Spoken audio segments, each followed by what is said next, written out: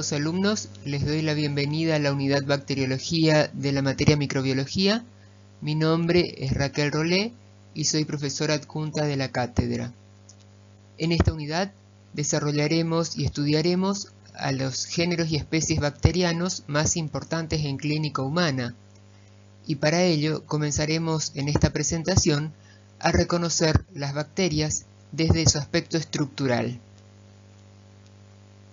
Los objetivos de la presentación son reconocer a las bacterias desde sus aspectos estructurales y asociar las organelas que constituyen su estructura a distintas funciones antigénicas y patogénicas.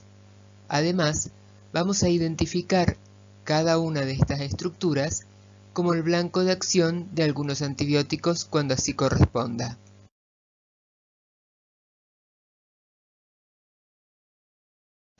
Las bacterias son organismos unicelulares, los más pequeños que se conocen, que pueden tener una vida independiente, pueden crecer y multiplicarse merced a la generación de su propia energía y la formación de productos biológicos y la síntesis de todo lo necesario para sus organelas y su célula bacteriana.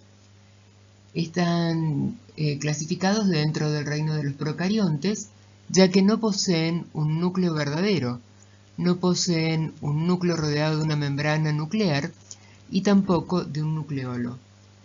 Dentro del citoplasma está libre el cromosoma único que tienen, y otra característica importante es su envoltura.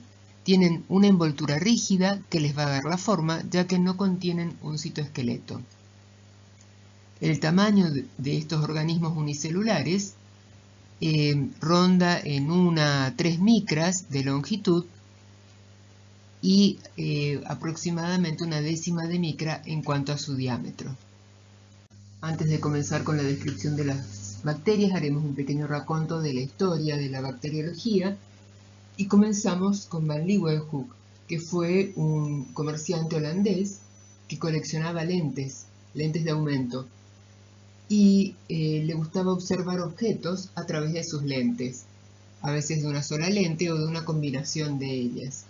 Así observó a través de lentes unas gotas de agua y en ellas vio unos elementos móviles a los que denominó animáculos. Estos animáculos resultaron ser bacterias redondeadas o cocos y alargadas o bacilos, y espirilos, que son las bacterias alargadas en forma de espiras. Bueno, entonces así este comerciante presentó lo que se considera hoy en día como un primer microscopio muy primitivo. Luego, en el siglo XIX, un botánico de apellido Kohn hizo una primera clasificación sistemática de las bacterias. Esta clasificación se basó fundamentalmente en la morfología y las características tintoriales de las bacterias, y se lo considera como el fundador de la bacteriología por este trabajo de clasificación que realizó. En la microbiología moderna reconocemos dos científicos muy importantes que fueron Louis Pasteur y Robert Koch. Pasteur fue un químico, en realidad fue químico francés, que se dedicó a estudiar los procesos de fermentación y así se involucró con las bacterias, que son fermentadoras. Este químico estudió procesos como la pasteurización para eliminar y evitar esas fermentaciones en productos alimenticios, por ejemplo, con lo cual encontró procesos para eliminar bacterias. También estudió y descubrió vacunas como la vacuna del cólera aviar, la vacuna de la rabia, y hizo cultivos en medios líquidos. Luego Robert Koch, que fue un médico muy sistemático en sus estudios, que fue el descubridor del bacilo de Koch o Mycobacterium tuberculosis, bacteria causante de la tuberculosis, y además estudió otros microorganismos y logró aislar colonias, las primeras colonias de bacterias, al incorporar a los estudios microbiológicos los medios de cultivos sólidos. También a él debemos los postulados de Koch, que permitieron en un momento saber cuándo un microorganismo era el agente causal o agente etiológico de un determinado proceso infeccioso. Les presento un esquema de una célula bacteriana. En él vamos a reconocer estructuras que siempre están presentes para una bacteria y otras que son facultativas, es decir, que pueden o no estar, según la bacteria, según la especie bacteriana y de acuerdo al estado metabólico que tenga esa célula. Vamos a comenzar con las estructuras estables de una célula bacteriana. Lo que encontramos representado acá como una franja gris, celeste grisácea, es la membrana citoplásmica. Por dentro de la membrana citoplásmica encontramos el citoplasma y en él están suspendidos ácidos nucleicos. Esos ácidos nucleicos son una cadena doble de ADN que representa el cromosoma bacteriano. Pueden haber moléculas o cadenas de ARN mensajero que se está transcribiendo desde el ADN, y también hay ribosomas y corpúsculos o cuerpos de inclusión que son reservas de material nutricional. No se van a observar mitocondrias ni retículo endoplásmico, ya que las bacterias dentro de su citoplasma no contienen organelas que tengan membrana. Por fuera de la membrana citoplásmica podemos observar la línea verde y esta representa la envoltura rígida que tienen las bacterias. Se denomina pared y por ser rígida es lo que da la forma a la bacteria. Las bacterias pueden tener forma redondeada o alargada como en la de este esquema, y esa forma está dada por esta capa rígida, ya que las bacterias no tienen un citoesqueleto.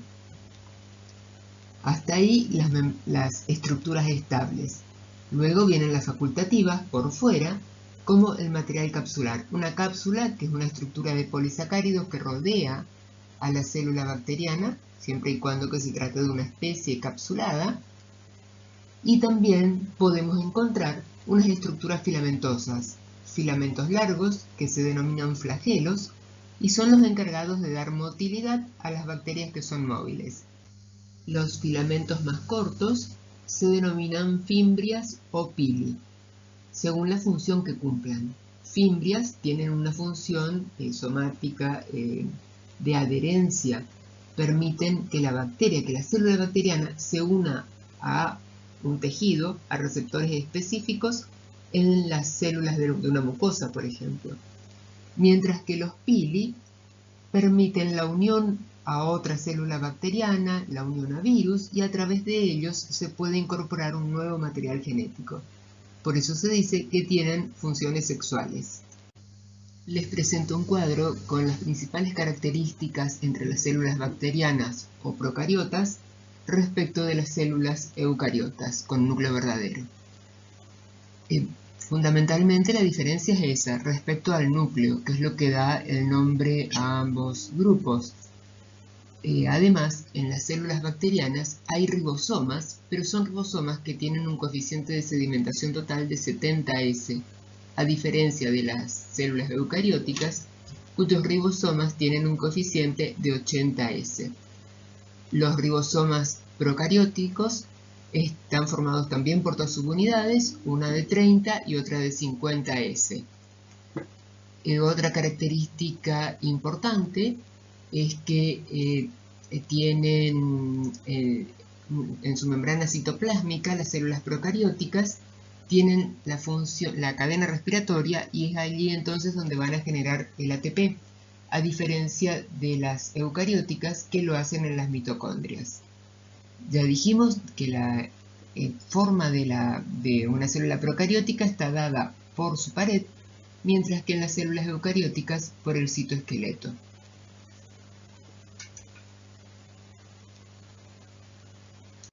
Desde el descubrimiento de las bacterias, las mismas se clasificaron en base a su morfología y a características tintoriales. Luego del descubrimiento de la estructura de los ácidos nucleicos por Watson y Crick, el estudio de estas moléculas se fue incorporando gradualmente al estudio de los microorganismos. al reconocer sus ácidos nucleicos y estudiar secuencias que pudieran ser específicas o no. Y en base a la relación se fueron construyendo dendrogramas en los que se incluían a las células, y fue así que la clasificación se llegó a la clasificación celular en la última década del siglo XX, y se reconocen 3 dominios en los que se ubican los distintos tipos de células. Tenemos el dominio bacteria, arcae y eucaria. Las células bacterianas que son patógenas para el ser humano, las que vamos a estudiar nosotros en esta materia, pertenecen al dominio bacteria. Las bacterias se encuentran ampliamente distribuidas en la naturaleza, son ubicuas, podemos encontrarlas en los suelos, en el agua, sobre las plantas y en las mucosas y la piel de animales y del hombre. En condiciones normales, en estos sitios, cumplen un rol benéfico, ya que ayudan a degradar compuestos tóxicos, incluso algunas pueden degradar plásticos, y en el ser humano, como parte de la microbiota habitual, impiden la colonización con gérmenes patógenos que pueden causar enfermedades. También degradan metabolitos tóxicos y ayudan a la formación de vitaminas como la vitamina K, por ejemplo, entre otras funciones favorecedoras para el ser humano. Dentro de la gran cantidad y diversidad de especies bacterianas que existe, algunas pocas pueden producir factores de virulencia para el ser humano, para las plantas o para los animales. Y dentro de estas primeras se encuentran las que nosotros vamos a estudiar. Para ello pueden producir factores de virulencia como toxinas, endotoxinas o exotoxinas, factores que ayudan a la adherencia y colonización, o factores que actúan destruyendo el tejido conectivo u otros tejidos.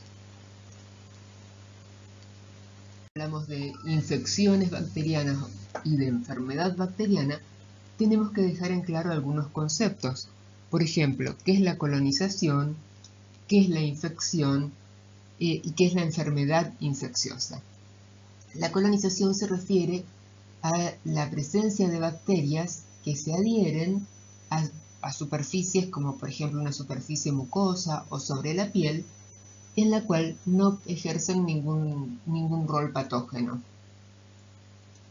Cuando hablamos de infección nos referimos a bacterias colonizantes, pero que se están multiplicando activamente y que como consecuencia de esa multiplicación desatan una respuesta inmune.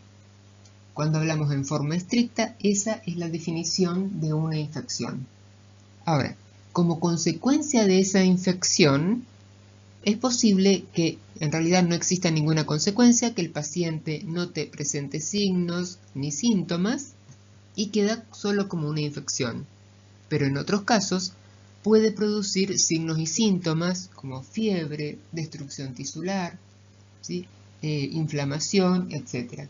Y en ese caso, cuando presenta el paciente signos y síntomas, se va a tratar de una enfermedad infecciosa. Recién ahí es cuando hablamos de una enfermedad. En la realidad es que uno dice infección como sinónimo de enfermedad infecciosa. Pero tenemos que comprender esta diferenciación, lo que es realmente una infección y lo que es una enfermedad como consecuencia de la infección. Entonces, las enfermedades infecciosas son muy diversas. Por ejemplo, puede haber faringitis, abscesos de piso de boca, abscesos amigdalinos, difteria, infecciones pulmonares o de otras vías respiratorias altas o bajas, infecciones urinarias, infecciones de uretra, infecciones en útero, y también hay intoxicaciones o toxoinfecciones. Cuando hablamos de una intoxicación alimentaria, por ejemplo, es cuando un individuo ingiere una toxina que ya estuvo formada en el alimento. O sea que ingiere ya la toxina formada. No necesita necesariamente la multiplicación del microorganismo en su interior. ¿Sí? Eso es una intoxicación.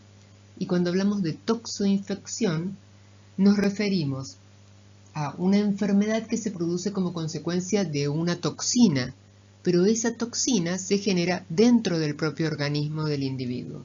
Por ejemplo, en el tétanos. Una persona recibe una herida cortante y esa herida se contamina en primer momento con esporos de la bacteria que causa tétanos. La bacteria se multiplica en el tejido y ahí comienza a producir y a liberar la toxina tetánica, que va a actuar sobre el sistema nervioso central, ¿sí? Entonces eso es una toxoinfección. Hay multiplicación bacteriana y generación de una toxina que produce la enfermedad. También, las bacterias también pueden causar infecciones de piel, infecciones subcutáneas, abscesos de distintas localizaciones como abscesos hepáticos, abscesos cerebrales, cuadros gastrointestinales, etc. Retomamos el tema de la estructura bacteriana y la forma de ver a las bacterias es a través de un microscopio óptico.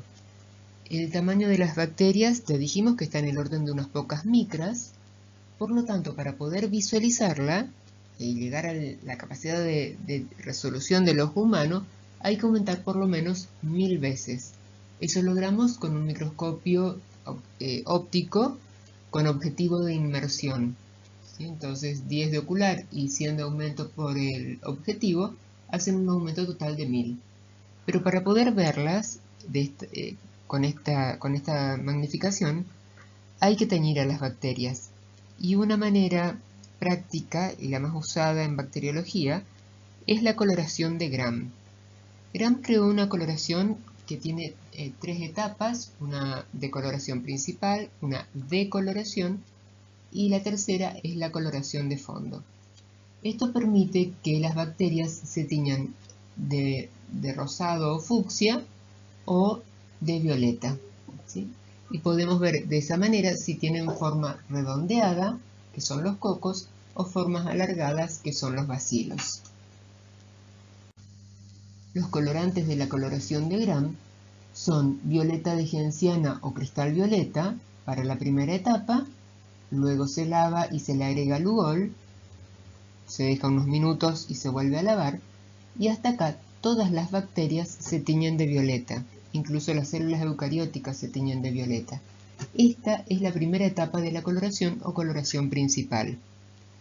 Luego, el portaobjetos en el que estamos haciendo un extendido y vamos haciendo la coloración, se decolora con una mezcla de alcohol etílico con acetona del 40%, para finalmente agregar el contracolorante que es fucsina o safranina. Entonces vemos bacterias que se tiñen o de violeta o de rosa. Bueno, ¿de qué depende esto? Depende de la etapa de la decoloración. Hay bacterias que por su estructura se decoloran con alcohol y acetona. Estas bacterias pierden el colorante principal y cuando se agrega el contracolorante, que es la fucsina, absorben, toman el contracolorante. O sea que se tiñen, no retienen el colorante principal. Por eso se dice que estas son Gram negativas. Mientras que las Gram positivas, después de colorearse con violeta de genciana y Lugol, se decoloran con alcohol. Al someter a la decoloración con etanol y acetona, no pierden el colorante principal, retienen el colorante principal. Por lo tanto, van a estar saturadas de colorante y no se van a teñir luego con fucsina ni con safranina. Por eso a estas que retienen el colorante principal se las conoce como bacterias Gram positivas. Las Gram positivas pueden tener forma de coco, redondeadas o bacilos alargadas. Y lo mismo ocurre con las Gram negativas. Vemos estructuras bacterianas en materiales clínicos. Les aclaro que esta coloración de Gram se puede hacer desde un material clínico directo, pensemos en un paciente que tiene una neumonía, por ejemplo, y tiene una expectoración mucopurulenta importante. De esa muestra de esputo se puede hacer un extendido sobre un portaobjetos que se va a dejar secar, se va a fijar y sobre eso se puede aplicar la coloración de Gram. O también puede ocurrir que hagamos un cultivo y las colonias de bacterias que desarrollan tenemos que identificarlas. Y para eso necesitamos saber si son gram positivas o gram negativas y qué morfología tienen. Entonces también a partir de los cultivos se pueden hacer extendidos y aplicar la coloración de gram para comenzar a identificar a las bacterias que crecen allí. Entonces, entre las morfologías y características tintoriales que tienen las bacterias, vamos a ver algunas fotos de cocos gram positivos. Los cocos gram positivos pueden aparecer como cocos, o sea, esos redonditos, esos puntiformes prácticamente que ustedes ven en las fotos, que pueden aparecer en forma aislada, o en pares, o en tétradas, o formando cadenas o acúmulos. Así, en la primera foto ven acúmulos o racimos, ven la punta de la flecha que está desde abajo hacia arriba, y esa es la morfología típica del género Staphylococcus. Para definir un género y una especie, hay que hacer pruebas bioquímicas. La coloración de gram no define, no nos certifica que se trate de un género o de una especie, pero sí puede empezar a orientar en forma temprana, ¿sí? Y eso es lo que vemos acá. Vemos las formas compatibles con géneros y especies, pero la identificación, recuerden siempre que se va a hacer con pruebas de otro tipo. Cuando aparecen cocos gram positivos formando pares, eso corresponde generalmente a un Streptococcus pneumoniae. Y cuando aparecen formando cadenas, un coco al lado del otro, sin separarse, y entonces parecen como cadenas, como ven en la tercera foto, esa es la morfología correspondiente a los géneros Streptococcus y también al género Enterococcus. Para tener una idea aproximada del tamaño de las bacterias, les pido que miren la diapositiva central. Ven un círculo de color azul. Bueno, eso está rodeando un leucocito polimorfonuclear. Y ven que en el interior hay dos pares de diplococos. Cada uno de esos puntitos pequeños es una célula bacteriana. Como ven, es mucho más pequeño que un leucocito o que un hematí, en forma normal. Acá observamos bacilos gram positivos, o sea, células alargadas que se tiñen de morado. Algunas son pleomórficos, entre bacilos muy cortitos, bacilos más largos, dispuestos a veces en formas como de letra china o palitos chinos, y eso corresponde al género Corynebacterium. También hay bacilos grandes, como los Lactobacillus, entre otros. Estos son solo algunos ejemplos. Y en algunos bacilos gram positivos, vemos que en su interior hay como un hueco, como un espacio. O adivinamos, como en la punta de la flecha inferior de la última foto, estructuras a veces redondeadas o ovaladas, como huecas. En realidad, esas son unas orgánulas que se denominan esporos y que no se tiñen con la coloración de gram.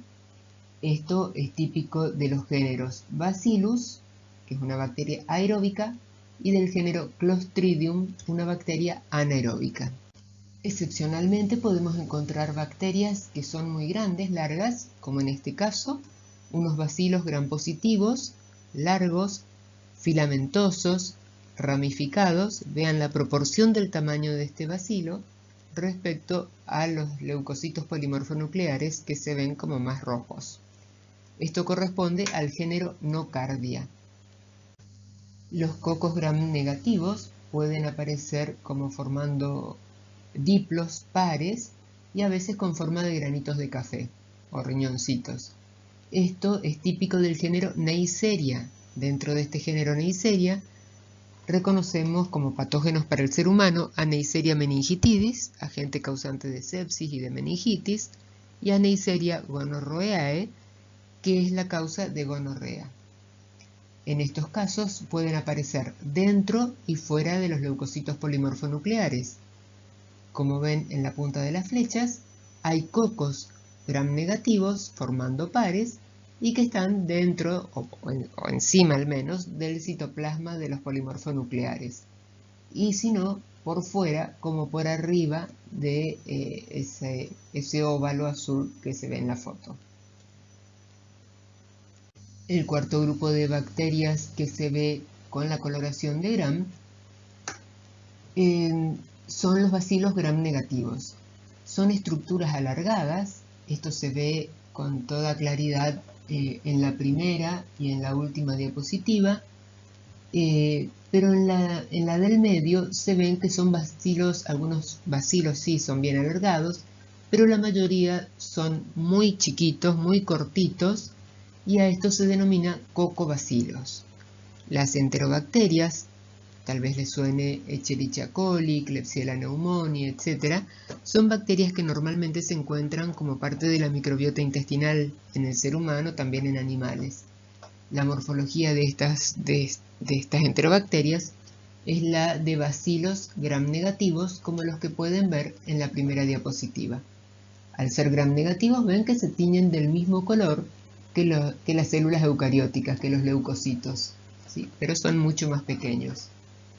El género Haemophilus es un ejemplo de cocobacilos gram negativos, y en la última diapositiva ven ejemplos de bacilos gram negativos en forma de huso, por eso fusiformes, corresponden al género Fusobacterium. Fusobacterium es una bacteria anaeróbica.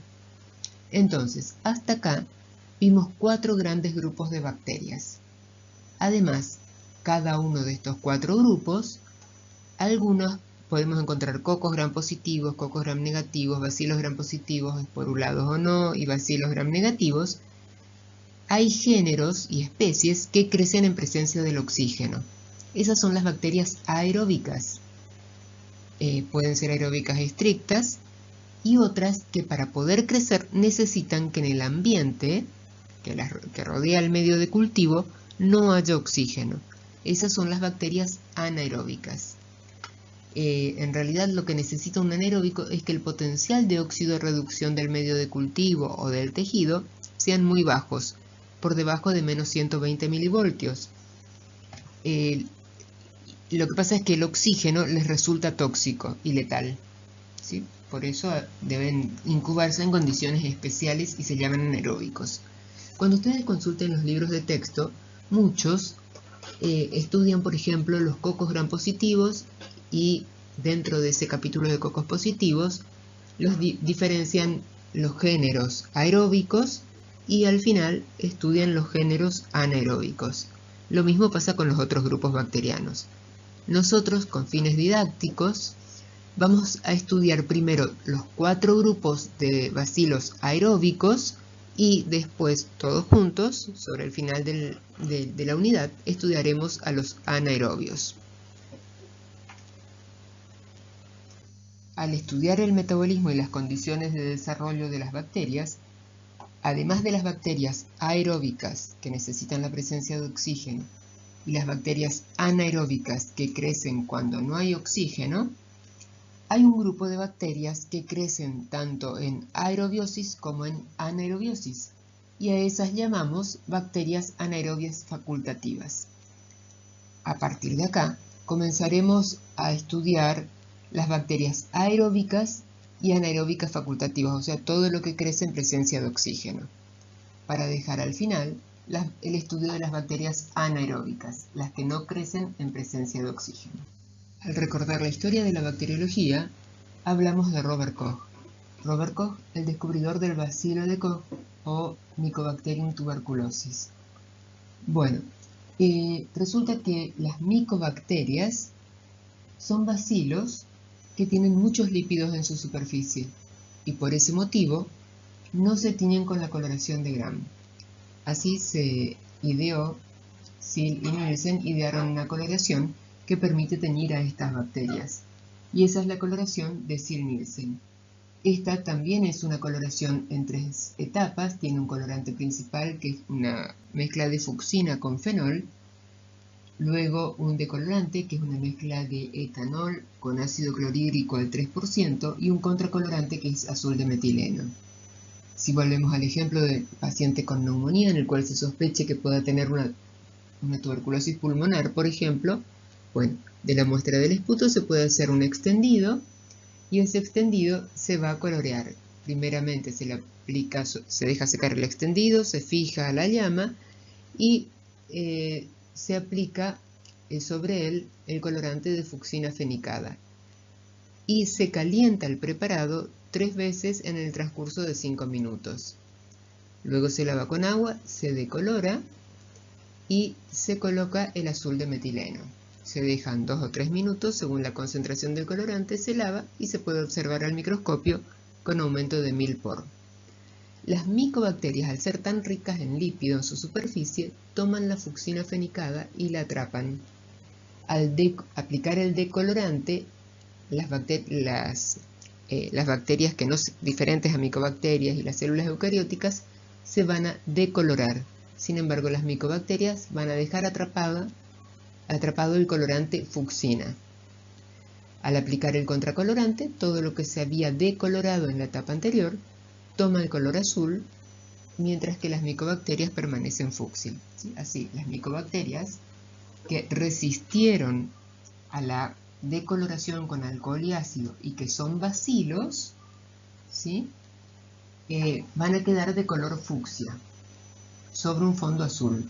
Como son bacilos que resistieron a la decoloración con alcohol y ácido, o sea, bacilos ácido-alcohol resistentes, nos referimos muchas veces a estos bacilos como Var. La coloración de Kinjun es una modificación de la coloración de Ziehl-Neelsen y permite ver bacterias ácido resistentes. Estas son bacterias gram positivas que se colorean con gram y que tienen ácidos en su superficie, pero ácidos grasos, pero no tan complejos, no confieren tanta impermeabilidad como en el caso de las micobacterias. Por eso se tiñen bien con la coloración de gram, pero también se pueden teñir con esta coloración de Kinjun. Otra bacteria con características morfológicas y estructurales especiales son unas que tienen forma de espiras, como ven en la foto inferior, que tiene un fondo oscuro o fondo negro. En el caso particular de la bacteria que causa la sífilis, es Treponema pallidum. Es un bacilo que desde lo estructural es gram negativo, pero que es muy finito, muy delgado. Por eso escapa a la capacidad de resolución del microscopio óptico. Y para observar, se prepara un fresco entre porta y cubreobjetos y se observa con un microscopio de fondo oscuro o de campo oscuro. Entonces, sobre el fondo oscuro se van a ver bacilos espiralados que se mueven en distintas direcciones y que son flexibles y que rotan sobre su eje y que se ven como refringentes sobre ese fondo oscuro. Hay otros dos géneros de bacterias espiraladas importantes para el ser humano, que son Leptospira y Borrelia. Estos comparten estructuras similares, no iguales, pero similares a Treponema. También son móviles y pueden verse en fondo oscuro, pero son más gruesos y además de verse en el microscopio de fondo oscuro, se pueden ver en el microscopio óptico con la coloración de gram. Ahora comenzaremos a estudiar con más detalle las organelas que componen la célula bacteriana, y en cada una de ellas vamos a hacer una descripción general, la descripción funcional, y también mencionaremos si poseen alguna característica antigénica, algún poder de virulencia y si son blancos de la acción de los antibióticos o no.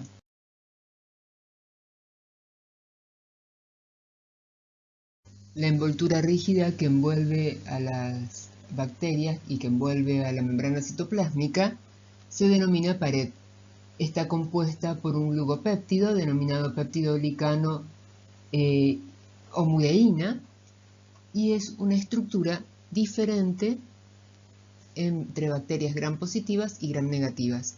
Justamente la capacidad de las bacterias para teñirse como gram positivas o como gram negativas depende de la estructura de su pared. En el caso de las bacterias gram positivas, este péptido glicano o mureína es una capa gruesa que se encuentra por fuera de la membrana citoplásmica. Además de la mureína, en las gram positivas podemos encontrar ácidos teicoicos y ácidos lipoteicoicos que mantienen unida la mureína a la pared, la mureína a la membrana citoplásmica. Eso ocurre con los lipoteicoicos y los ácidos teicoicos propiamente dicho, que se proyectan hacia el exterior de la célula. No es la cápsula, ¿eh?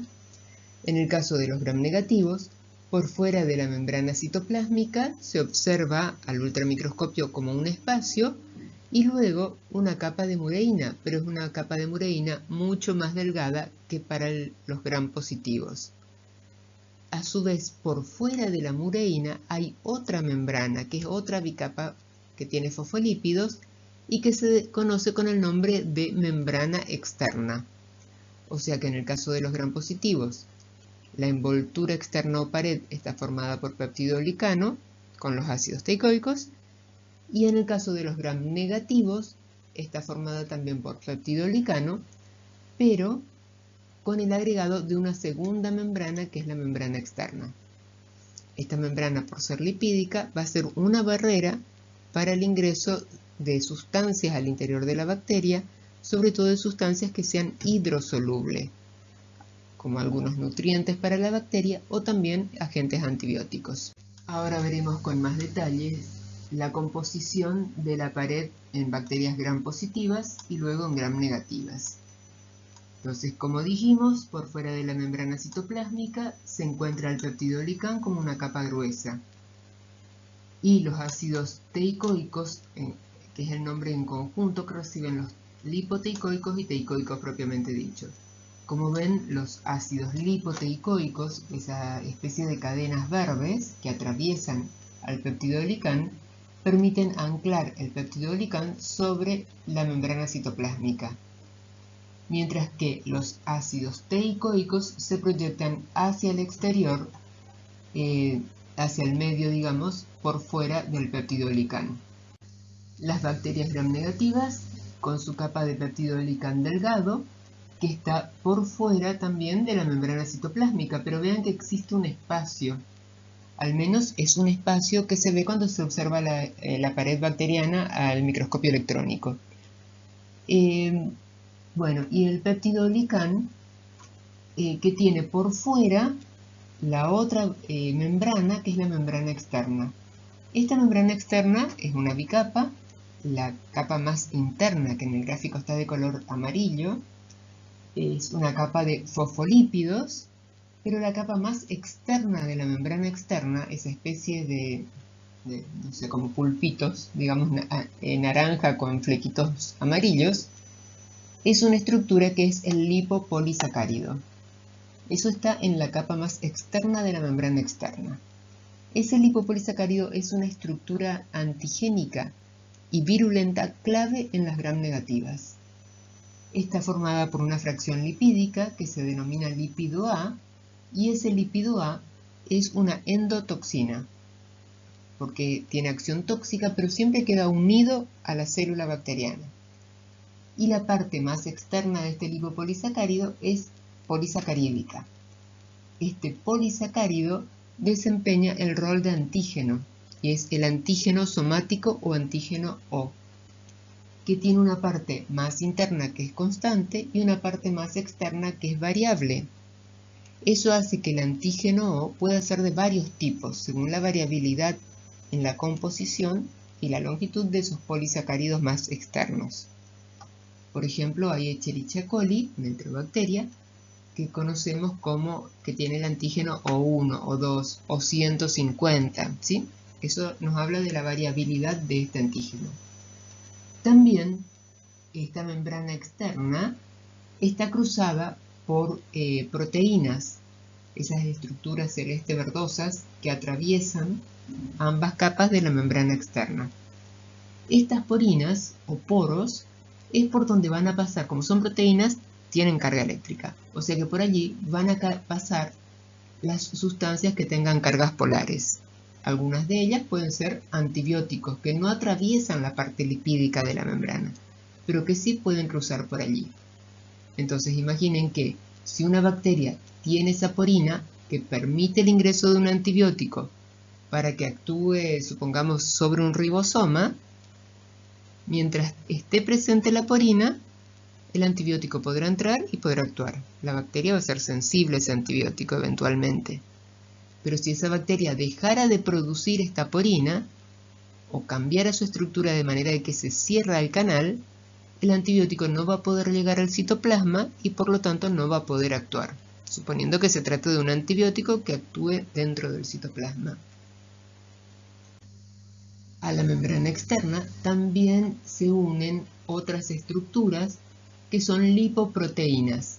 Las lipoproteínas en este gráfico están del mismo color que las porinas, pero vean que no están como canales o túneles, sino como líneas, ¿sí? La función de estas lipoproteínas es la de anclar la membrana citoplásmica, la membrana externa, unen la membrana externa al peptidoglicano.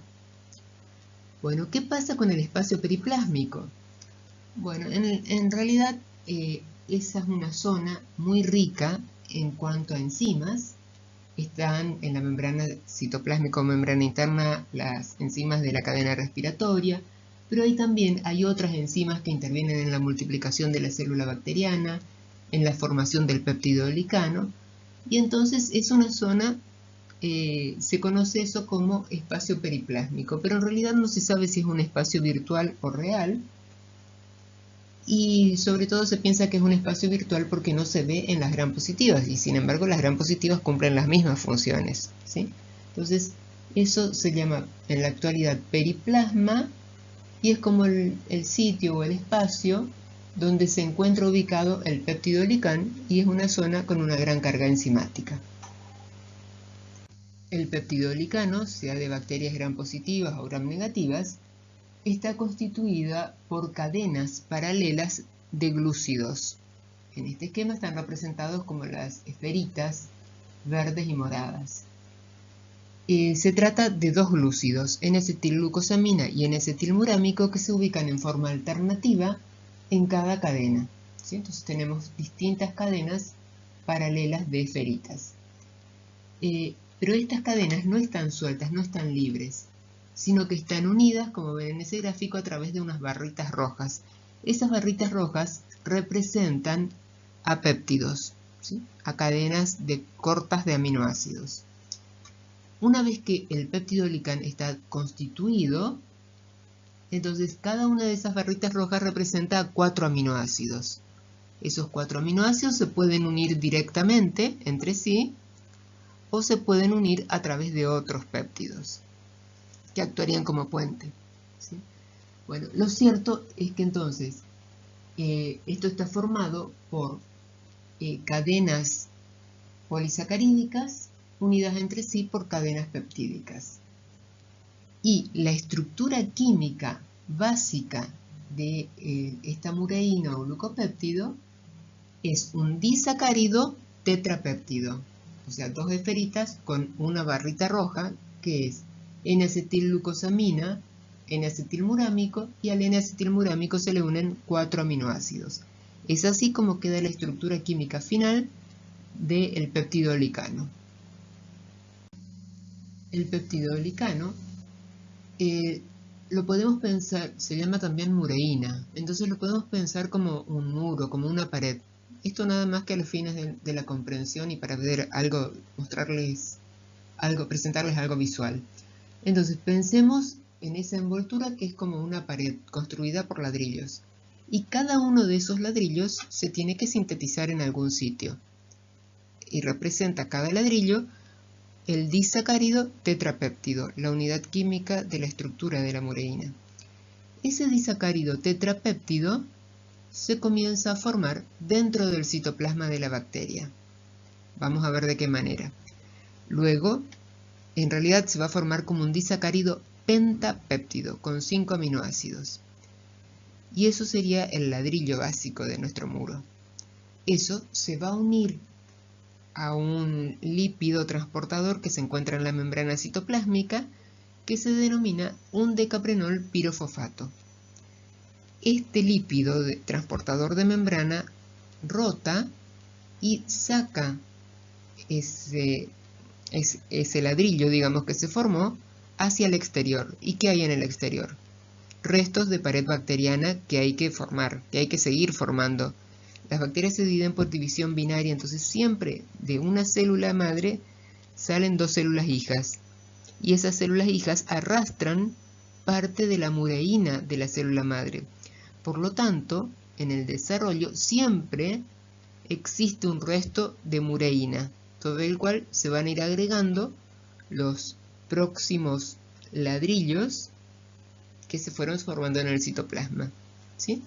Para que estos nuevos ladrillos se unan a los restos de pared que ya existían, tienen que intervenir enzimas que hagan que se unan a esos restos, que van a ser enzimas transpeptidasas y enzimas transglicosidasas.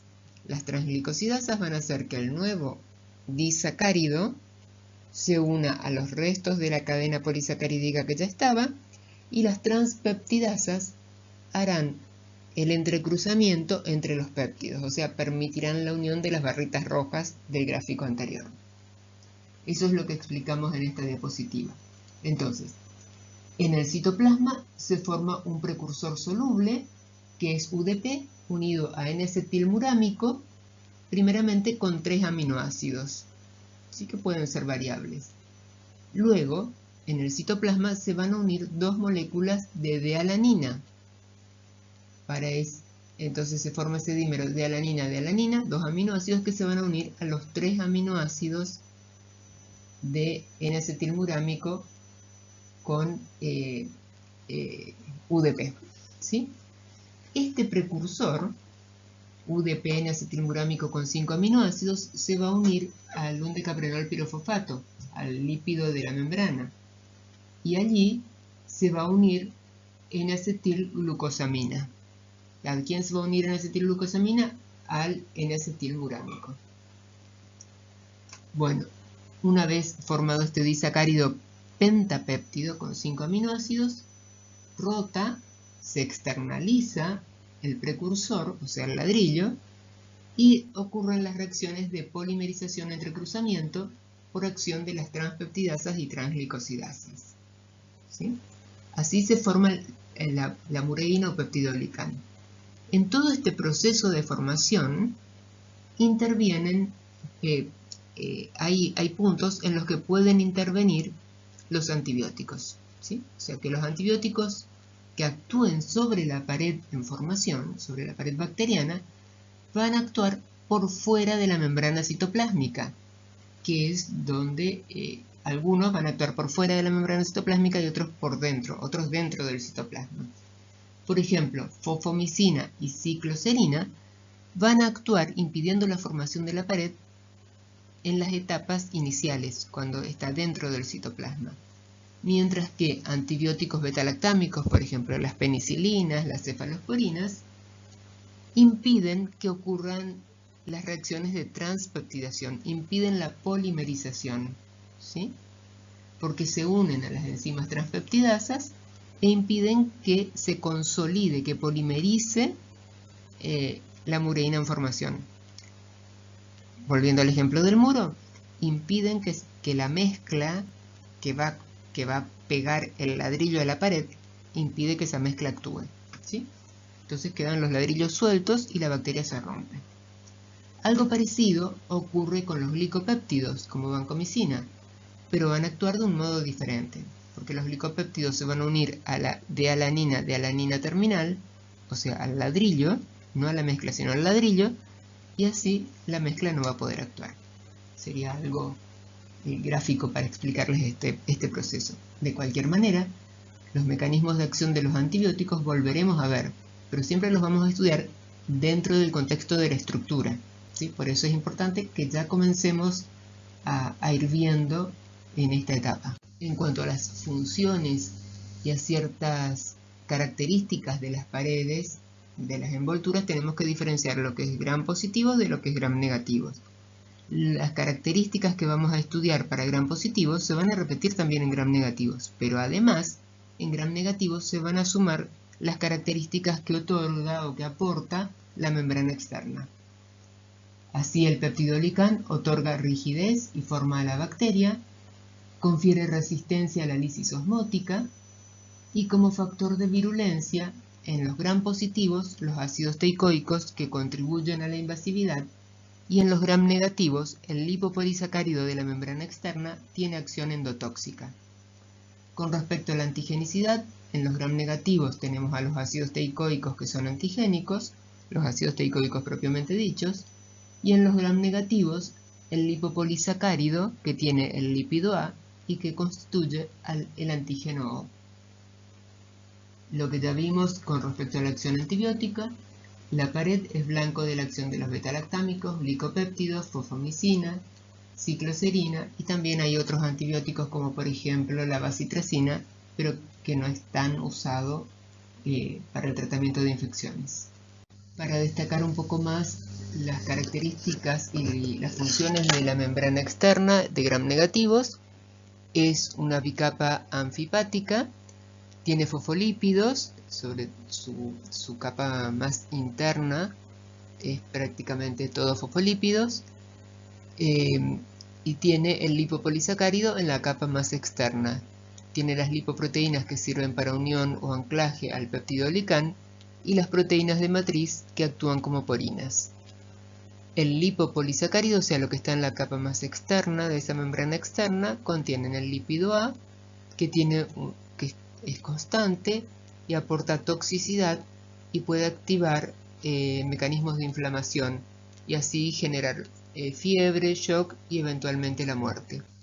El polisacárido es la segunda parte del lipopolisacárido de la membrana externa de gram negativos y tiene una parte más central, denominada núcleo, que es constante, y luego una parte variable que son las cadenas terminales.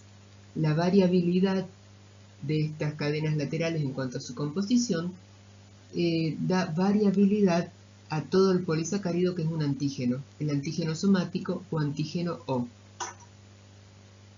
Las funciones de la membrana externa son las de actuar como un tamiz molecular.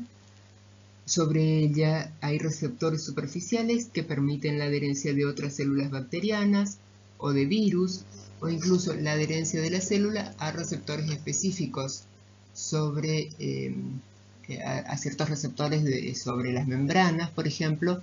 También confieren resistencia a la lisozima para las bacterias gram negativas, y el lipopolisacárido, como dijimos, tiene la actividad endotóxica y antigénica.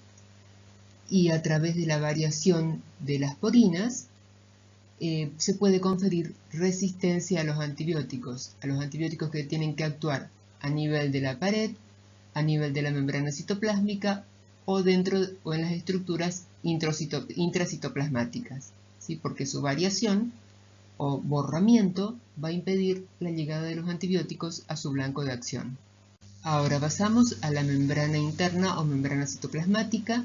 La misma tiene una composición proteica y lipídica fundamentalmente. El 60% aproximadamente está constituido por proteínas, un 20% de lípidos, un 10% de carbohidratos y el resto componentes variados. Las funciones de la membrana citoplásmica son también, actúa como la membrana externa, como una barrera osmótica, permite el transporte específico de sustancias hacia el interior de la célula bacteriana y también hacia el exterior, como lo que ya vimos del precursor de la pared a través del lípido de la membrana, del undecaprenol pirofosfato.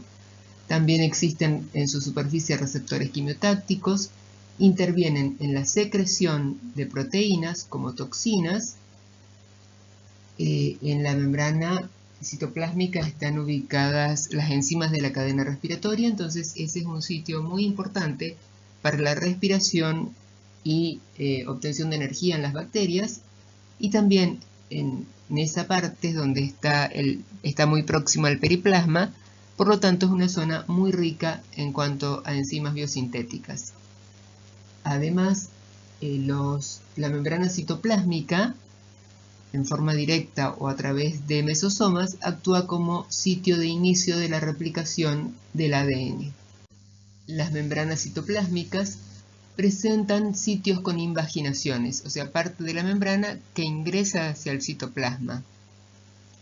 Estas estructuras se denominan mesosomas. Tienen una ubicación variada, algunas son polares, en el caso de los bacilos, ¿no? Vamos a verlos como polares o pueden ser centrales. importante para la multiplicación bacteriana porque antes de iniciarse la división binaria, que es como se multiplican las bacterias, el ADN debe multiplicarse.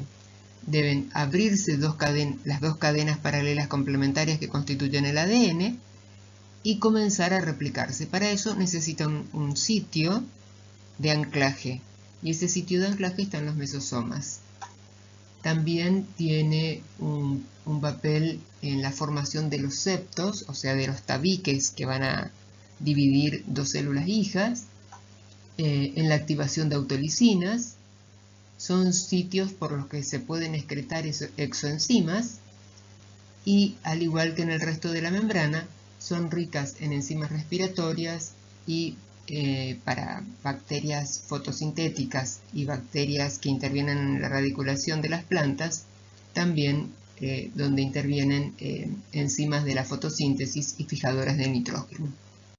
El citoplasma es como una estructura gelatinosa de alta densidad osmótica y el 85% de su composición es agua, el resto carbohidratos y proteínas e iones. Contiene al nucleoide o equivalente nuclear, ribosomas, y también tiene otro material genético que ya vamos a estudiar que se denomina plásmido o transposones, y tienen materiales de reserva nutricional que son las inclusiones citoplásmicas, y está limitado por la membrana citoplásmica. El equivalente nuclear o nucleoide se encuentra dentro del citoplasma.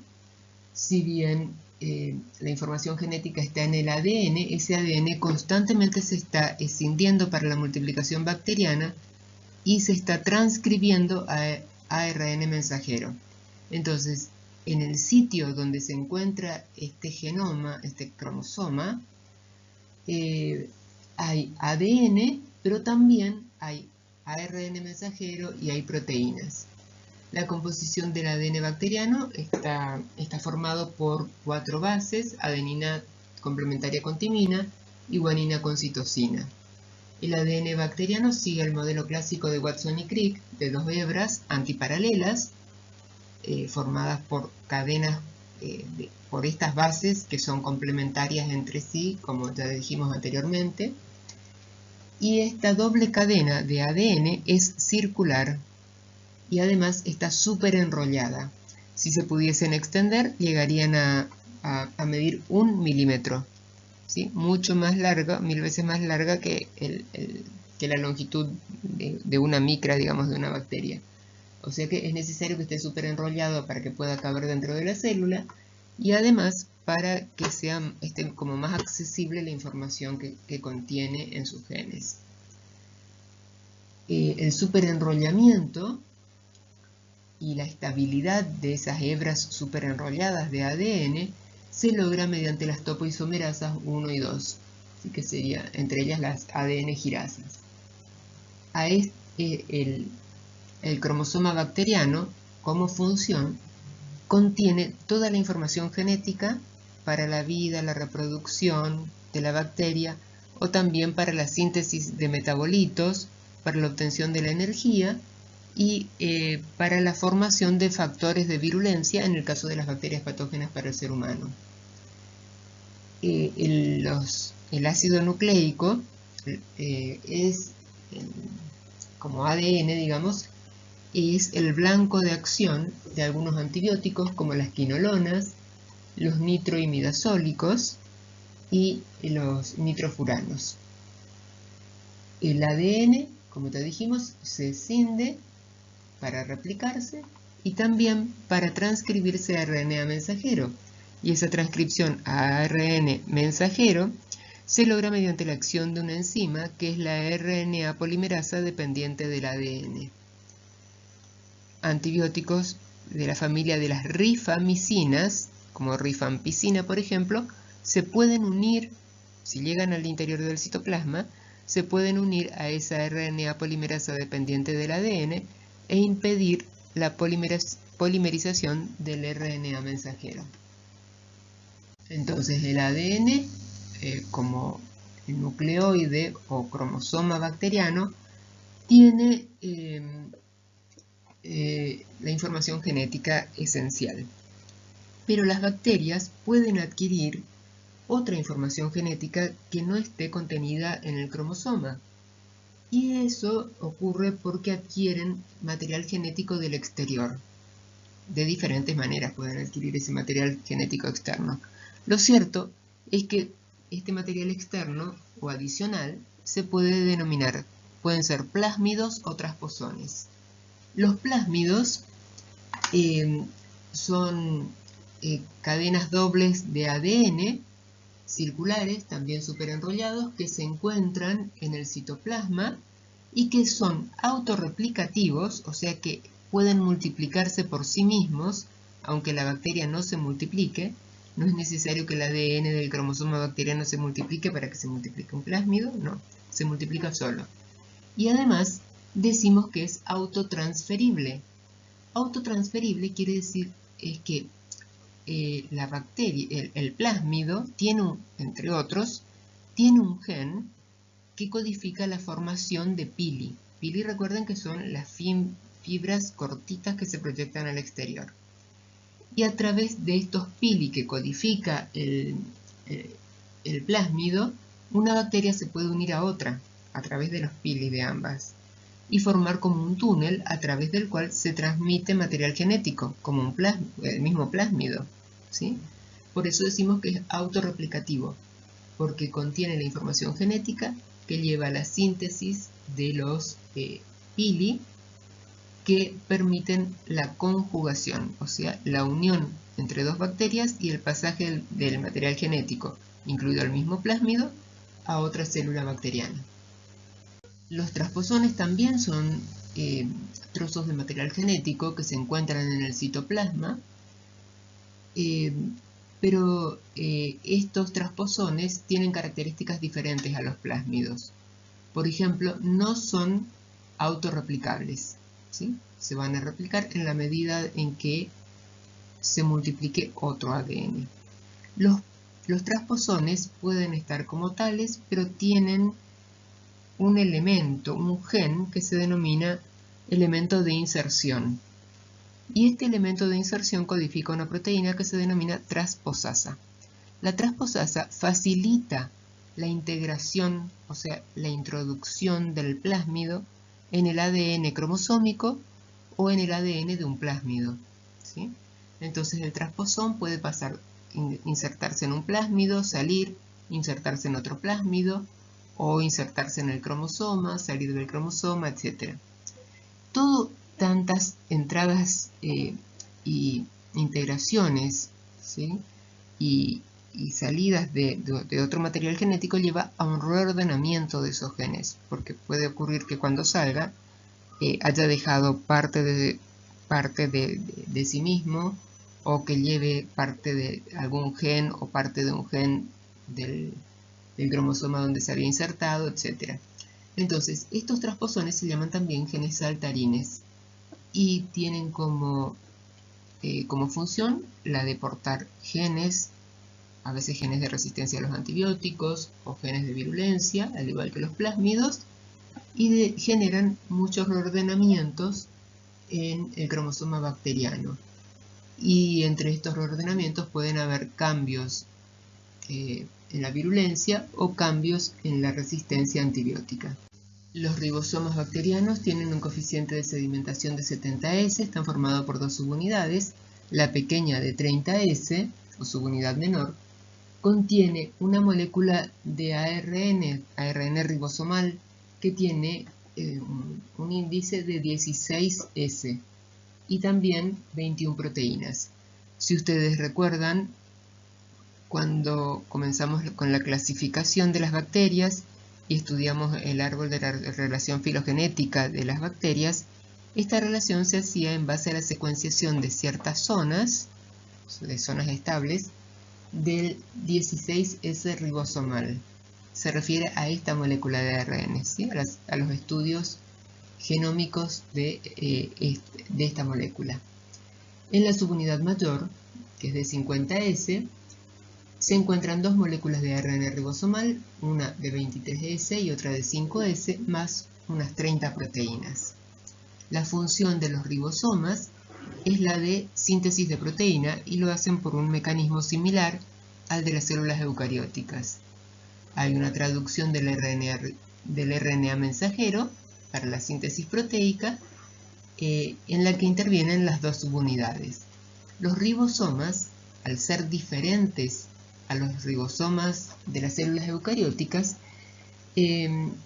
pueden ser afectados por agentes antibióticos, por ejemplo, pueden actuar sobre los ribosomas bacterianos y no actuar sobre los ribosomas de las células eucarióticas. Esto hace que los antibióticos que actúan a este nivel puedan no ser tan tóxicos para el ser humano. Entre los que actúan inhibiendo la síntesis proteica reconocemos a las tetraciclinas y aminoglucósidos. Las tetraciclinas se unen a la subunidad 30S. Entre los que actúan sobre la subunidad 50S tenemos a cloranfenicol, macrólidos, lincosamidas, estreptograminas, etc. Y también en la 50S vuelve a actuar los aminoglucósidos. En el citoplasma hay inclusiones, gránulos de inclusión que contienen glucógeno, polibeta-hidroxibutirato o polifosfato, que son materiales de reserva nutricional. Poliaminas como putrescina y espermidina se encuentran en el citoplasma bacteriano y tienen funciones antimutagénicas de dar estabilidad a los ribosomas y a los ácidos nucleicos y confieren resistencia a la lisis osmótica cuando el péptido glicán puede estar dañado o ausente, como en el caso de los protoplastos. Entre las estructuras facultativas están los flagelos. Los flagelos son filamentos formados por una proteína que es la flagelina, y los flagelos pueden ubicarse en distintas posiciones y en distintas cantidades en el exterior, unidos a la célula bacteriana pero proyectados hacia el exterior. Pueden ser polares, o sea que estarían en los extremos de los bacilos, y puede aparecer uno solo o pueden aparecer en ambos extremos. Entonces eso permite clasificarlos en monotricos o anfitricos. También pueden aparecer como un acúmulo o penacho de flagelos en un extremo, son los lofotricos, y cuando aparecen rodeando todo el contorno de la bacteria se denominan peritricos. Los flagelos tienen como función conferir motilidad a ciertos géneros y especies bacterianas, y eso podría favorecer la invasividad de los tejidos. Son proteínas que son antigénicas y constituyen el antígeno H. El grupo de las espiroquetas, las bacterias que vimos que tenían forma de espira, móviles y que se pueden ver en fondo oscuro, como la bacteria Treponema pallidum, la bacteria de la sífilis, o de las del género Leptospira y Borrelia, también son móviles, pero no se les ven flagelos hacia el exterior. Eso se debe a que tienen unas estructuras similares a flagelos, que no son propiamente flagelos, se llaman filamentos axiales, y estos filamentos axiales se insertan en los extremos de estos bacilos y rodean por fuera al bacilo, por fuera, como que lo van envolviendo por fuera de la membrana citoplásmica y por debajo de la pared. Por eso se llaman también filamentos internos o flagelos internos, ¿sí? También confieren motilidad y están presentes en los géneros que ya mencionamos. Los filamentos cortos, que son las fimbrias y pili, se proyectan hacia el exterior, tienen una naturaleza proteica y la proteína que los constituye se llama pilina. Hay filamentos que son somáticos, que tienen funciones de adherencia, son las fimbrias, y otros con funciones sexuales, que son los pili, los que están codificados en los plásmidos para permitir que los plásmidos sean autotransferibles. Sus funciones son la de adherencia para la colonización en los pili somáticos, son antigénicos, por ejemplo en la Neisseria gonorrea, la bacteria que causa gonorrea, tiene pili y son muy variables en su antigenicidad. Por ese motivo no hay una vacuna adecuada para la gonorrea en la actualidad. Intervienen en la conjugación bacteriana y también a ellos se pueden unir virus. Los virus que infectan a las bacterias se llaman bacteriófagos, ¿sí? Entonces intervienen también en la transferencia genética. La cápsula está presente solo en algunos géneros bacterianos y en algunas especies. La cápsula de la gran mayoría de las bacterias es polisacarídica. Solo en el género Bacillus, en Bacillus anthracis, la cápsula es un péptido. La función es antifagocítica, protege a la bacteria de la acción fagocítica y de la acción lisosomal y oculta también antígenos que estén sobre la pared. Además es antigénica, constituye el antígeno K, salvo en Salmonella typhi, que se denomina antígeno B, con B corta I. Si no, siempre se va a llamar antígeno K.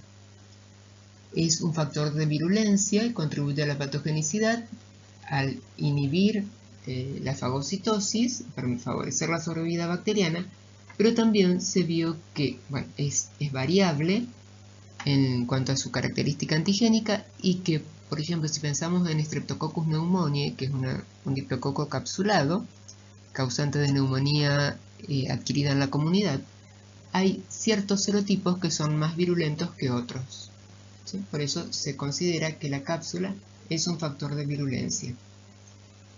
También hace que el aspecto de las colonias cuando la bacteria crece en los medios de cultivo sea diferente. Cuanto más material capsular tenga la célula bacteriana, va a dar colonias más mucosas, lisas, brillantes, y se denominan mucosas.